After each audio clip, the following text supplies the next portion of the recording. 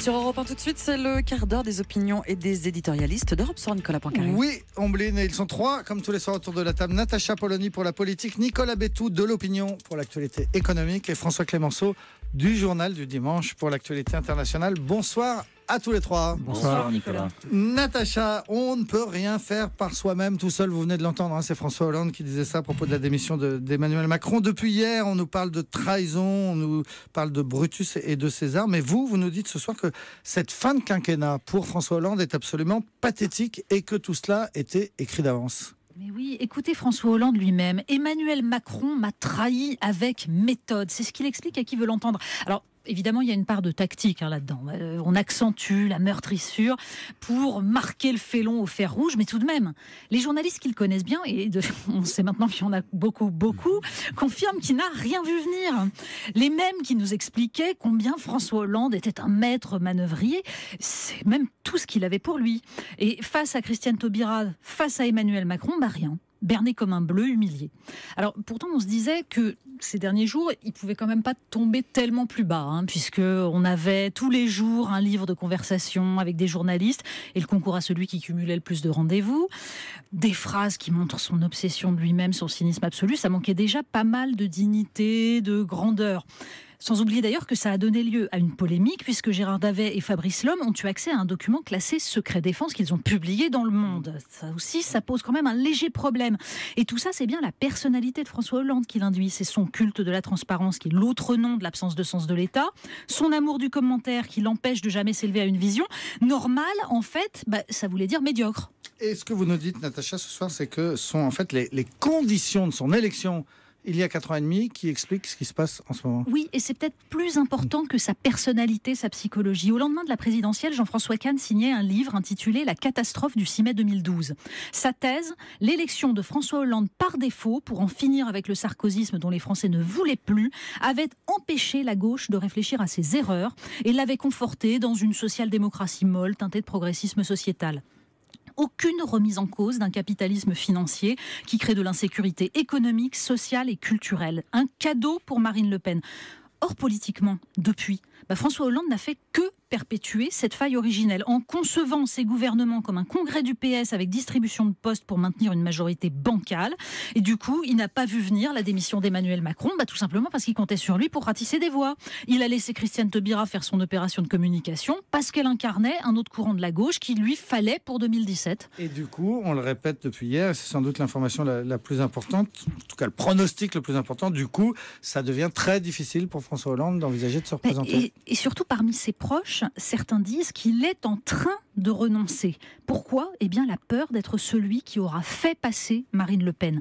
Mais en fait, il y a une raison qui devrait l'inciter à jeter l'éponge, une raison plus importante. C'est qu'un débat entre un pôle Emmanuel Macron et, ajoutons, Juppé, Bayrou, Cohn-Bendit, etc., et la gauche Montebourg-Mélenchon, c'est-à-dire entre le libéralisme progressiste et un souverainisme républicain, ce serait justement cette clarification idéologique que la synthèse hollandienne a empêchée. 50 perdus, c'est tout. Voilà, ça devient difficile pour lui de se représenter. Tiens, on prend des paris, on fait des pronostics. Nicolas Bétou, il se représentera ou pas, François Hollande ?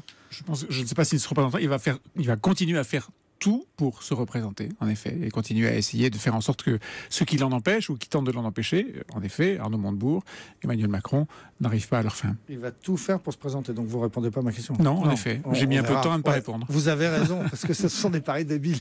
Natacha, vous pensez qu'il ne se représentera pas ? Je suis incapable de donner l'avenir. Je dis juste qu'aujourd'hui, il est visiblement en train de se poser la question parce que ce serait honteux pour lui d'être raccompagné par Sarkozy et pire, d'être raccompagné par Marine Le Pen. Et puis, je pense qu'il y a peu de gens qui aujourd'hui lui conseilleraient de se représenter. Vous êtes prudent et vous avez raison. François Clémenceau, vous aussi ? Pas de pari ? Moi je dis que 9 mois, c'est extrêmement long. 9 mois qui nous séparent encore de la présidentielle. Exactement. Il peut s'en passer des choses. Lui aussi, François Clémenceau, est donc très prudent et il a raison. Nicolas Bétou, en tout cas, après le départ de Macron, vous avez pris votre calculette et vous avez compté, c'est pas difficile. En 10 ans, on a eu 10 ministres de l'économie et des finances. Exactement. Un ministre tous les 12 mois en moyenne. Alors, c'est pas seulement un phénomène conjoncturel, lié à un moment particulier, en particulier cette faiblesse de François Hollande. Non, en 25 ans, 19 ministres de l'économie et des finances se sont succédés à Bercy. Rue de Rivoli d'abord, puis à Bercy. Un tous les 15 mois. Et je ne compte pas les secrétaires d'État, 54 personnes différentes se sont perdues dans les couloirs de Bercy, non compris bien sûr le prochain secrétaire d'État qui va seconder Michel Sapin. Cette noria est tout simplement invraisemblable. C'est pas un phénomène de gauche, encore une fois. Sur les 19 ministres de l'économie en 25 ans, 9 sont de gauche, 10 sont de droite. Incroyable. Il n'y a pas d'autres exemples à l'étranger, j'imagine.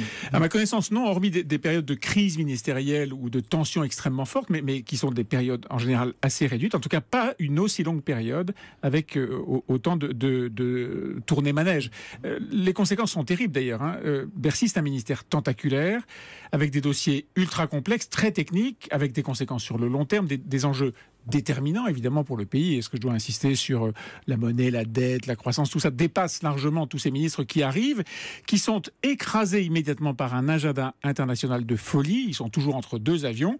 Et donc il faut beaucoup de chance à un ministre, ou en tout cas un poids politique hors norme, pour avoir la moindre prise sur une administration surpuissante et si sûre d'elle-même. Et donc impossible d'être le vrai patron, impossible de réformer vraiment en 15 mois. Aucune continuité n'est possible. Natacha ? Mais je tiens à faire remarquer que c'est la même chose dans l'éducation nationale et de même, c'est l'administration qui décide depuis des années et on voit le résultat. Alors, en tout cas, donc ça tournez manège, vous nous dites, Nicolas Bétou, incroyable depuis 25 ans. Et avant, si on remonte un petit peu plus loin? Ben non, ça n'a pas été le cas. Si on remonte un peu plus loin, justement, les Giscard, Barre, Monory, Delors, Bérégovoy sont restés beaucoup plus longtemps à leur poste. Mais voilà, depuis 25 ans, une sorte de noria un peu frénétique, de tournée manège s'est installée. Alors pourquoi est-ce que je prends ce quart de siècle comme référence? Eh bien parce que il y a 25 ans, le ministre de l'économie et des finances s'appelait Michel Sapin. Il avait le même directeur de cabinet qu'aujourd'hui. Au Conseil des ministres, il avait pour voisine Ségolène Royal, qui avait le même poste qu'aujourd'hui, l'environnement. C'est ce qu'il y a de plus étrange dans ce tourbillon des ministres. Ça tourne, mais ce sont souvent les mêmes qui sautent les décennies et retrouvent leur poste. Vous pensez bien que pour un Macron, c'est d'autant moins difficile de cultiver la nouveauté. Oui, mais alors attendez, je comprends pas, Nicolas Bétou. Vous pouvez pas à la fois nous dire ils tournent trop, ils sont pas là assez longtemps, et reprocher qu'ils soient là depuis 25 ans pour certains. Ils sautent les décennies. D'une décennie à l'autre, les revoilà, comme si de rien n'était, avec, encore une fois, les mêmes collaborateurs. Est-ce que vous pensez vraiment que quelqu'un qui a à peu près les mêmes postes qu'il y a 25 ans a une vision de l'avenir qui peut nous porter? Est-ce que c'est pas tout simplement l'aveu que le pouvoir est ailleurs, c'est-à-dire entre une technocratie purement française et une technocratie européenne qui se répondent l'une l'autre et que finalement les politiques sont là pour habiller les choses? En tout cas, ce qui est sûr, c'est qu'ils ne peuvent pas avoir la main sur leur administration dans ces conditions.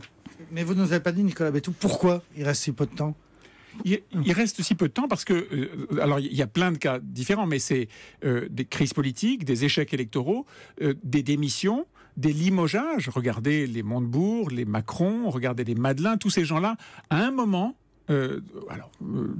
arrive à une crise politique qui fait qu'ils sont limogés, ou alors ça tourne parce que les ministères changent, on promène les gens d'un côté à l'autre. Il y a eu des crises politiques avec un Christian Sauter, par exemple, qui n'a pas su résister à des grèves à Bercy. Voilà, il y a plein d'exemples différents qui font que c'est une grande instabilité. Sans compter les comptes en Suisse, par exemple, pour Cahuzac, mais lui était... Je n'osais pas en faire une généralité. Oui, non, ils n'ont pas tous des comptes en Suisse. François Clémenceau, on parle maintenant de l'Espagne qui a l'air d'être absolument ingouvernable. On va savoir vendredi. Ça rejoint un peu le même sujet, vous allez voir. Ça va tourner là-bas aussi, tourner manège des ministres et des gouvernements. On risque bien d'apprendre donc vendredi qu'il va falloir faire de nouvelles élections et ce sera les troisièmes élections générales en 12 mois. C'est pas très bon.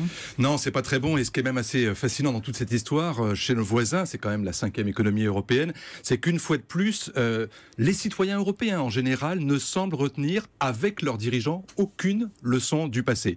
On l'a vu en Belgique en 2010-2011, lorsque pour de sombres divergences politiciennes et régionalistes, le pays est resté sans gouvernement pendant plus d'un an. On l'a vu en Grèce avec les chantages au référendum et l'arrivée au pouvoir de Syriza. En Autriche avec la faillite de la coalition droite-gauche et le spectre d'un président d'extrême droite. Puis au Royaume-Uni avec le Brexit. Et je ne parle même pas de la France et de la présidentielle de 2002, scénario qui se répétera peut-être en 2017, mais qui semble réjouir les deux grands partis de gouvernement. Alors, bien sûr, vous allez me dire, tous ces sujets n'ont pas grand-chose à voir les uns avec les autres, mais je les ai mélangés précisément pour montrer qu'ils ont tous au moins une cause, et peut-être même une solution en commun.